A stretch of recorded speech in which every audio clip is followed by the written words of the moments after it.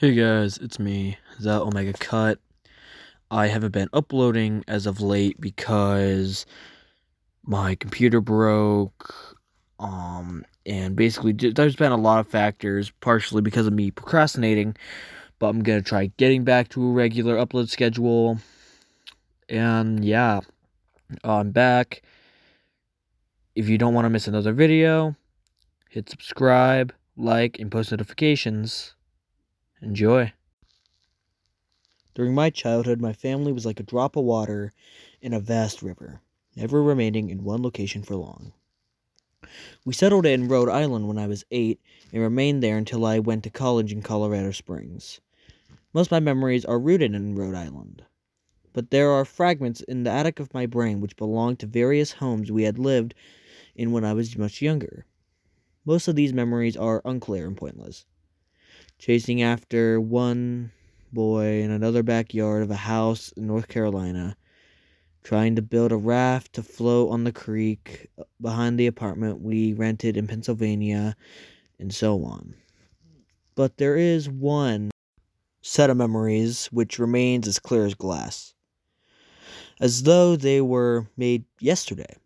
I wonder whether these memories are simply a lucid dream produced by the long sickness I experienced that spring, but in my heart, I know they are real. We were living in a house just outside a bustling metropolis of New Vineyard, Maine. Population 643. It was a large structure, especially for a family of 3.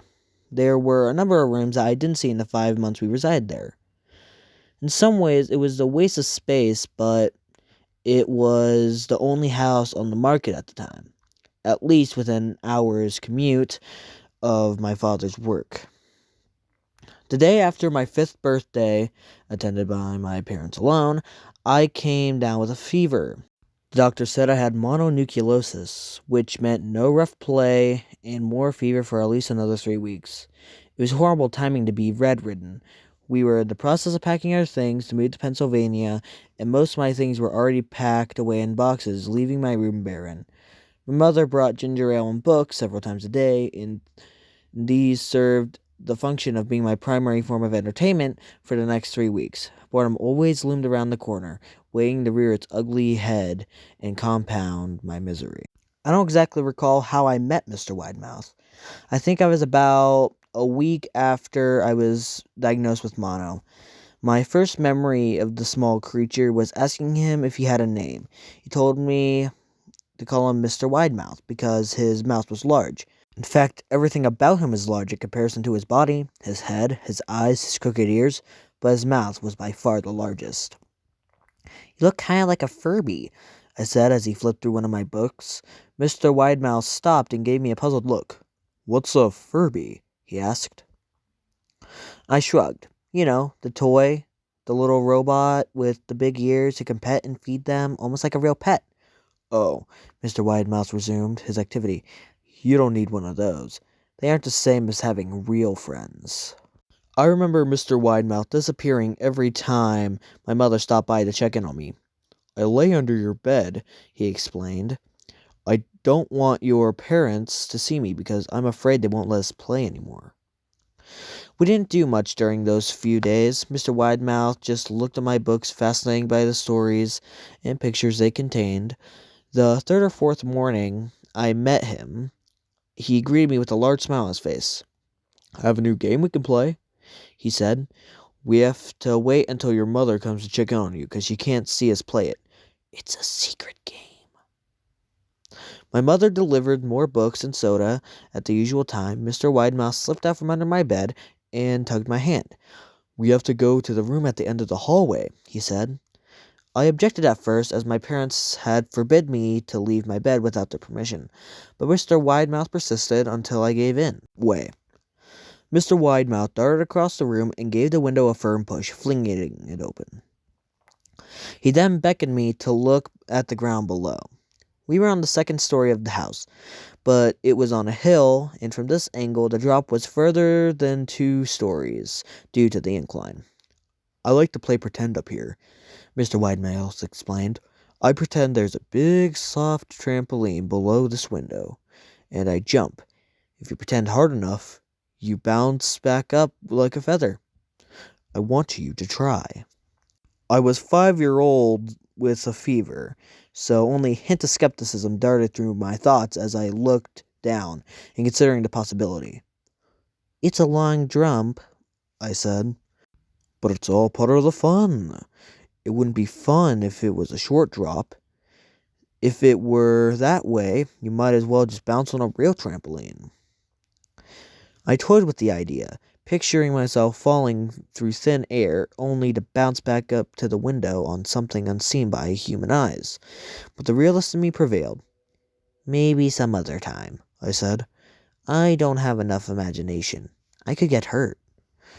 Mr. Widemouth's face contorted into a snarl, but only for a moment. Anger gave way to disappointment. If you say so, he said. He spent the rest of the day under my bed, quiet as a mouse. The following morning, Mr. Widemouth arrived holding a small box. I want to teach you how to juggle, he said. Here are some things you can use to practice. Before I start giving you lessons. I looked at the box. It was full of knives. My parents would kill me, I shouted, horrified that Mr. Widemouth had brought knives into my room, objects that my parents would never let me to touch. I'd be spanked and grounded for a year. Mr. Widemouth frowned. It's fun to juggle with these. I want you to try it. I pushed the box away. I can't. I'd get in trouble. Knives aren't safe to just throw in the air. Mr. Widemouth's frown deepened into a scowl. He took the box of knives and slid under my bed, remaining there for the rest of the day. I began to wonder how often he was under me. I started having trouble sleeping after that. Mr. Widemouth often woke me up at night, saying he put a real trampoline under the window, a big one that I couldn't see in the dark. I always declined and tried to go back to sleep, but Mr. Widemouth persisted. Sometimes he stayed by my side until early in the morning, encouraging me to jump. He wasn't so fun to play with anymore. My mother came to me one morning and told me I had her permission to walk around outside. She thought the fresh air would be good for me, especially after being confined to my room for so long. Ecstatic, I put on my sneakers and trotted out to the back porch, yearning for the feeling of sun on my face. Mr. Widemouth was waiting for me. I have something I want you to see, he said. I must have given him a weird look because he looked at me then said, It's safe, I promise. I followed him to the beginning of a deer trail which ran through the woods behind my house. This is an important path, he explained. I've had a lot of friends about your age. When they were ready, I took them down this path to a special place you aren't ready yet, but one day I hope to take you there. I returned to the house, wondering what kind of place laid beyond that trail. 2 weeks after I met Mr. Widemouth, the last load of our things had been packed into the moving truck. I would be in the cab of that truck, sitting next to my father for the long drive to Pennsylvania. I considered telling Mr. Widemouth I would be leaving, but even at 5-year-olds, I was beginning to suspect that the creature's intentions were not to my benefit, despite what he said otherwise. For this reason, I decided to keep my departure a secret. My father and I were in the truck at 4 a.m. He was hoping to make it to Pennsylvania by lunchtime tomorrow, with the help of endless supply of coffee and six-pack energy drinks. He seemed more like a man who was about to run a marathon rather than one who was about to spend 2 days sitting still. Early enough for you? He asked.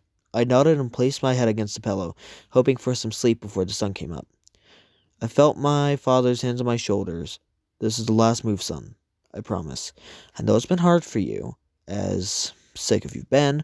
Once Daddy gets promoted, we can settle down and you can make friends.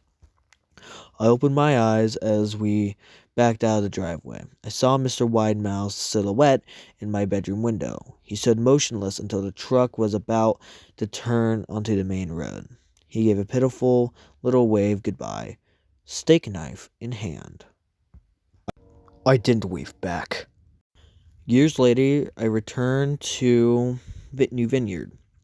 The piece of land our house once stood upon was empty, except for the foundation, as the house had burned down a few years after my family left. Out of curiosity, I followed the deer trail that Mr. Widemouth had shown me. Part of me expected him to jump out from behind a tree and scare me, but I felt that Mr. Widemouth was gone, somehow tied to the house that no longer existed. The trail ended at the new Vineyard Memorial Cemetery. I noticed that many of the tombstones belonged to children. Hey guys, I hope you enjoyed that creepypasta. It was the Mr. Widemouth creepypasta, obviously. I'll link it in the description. And yeah, have a good night.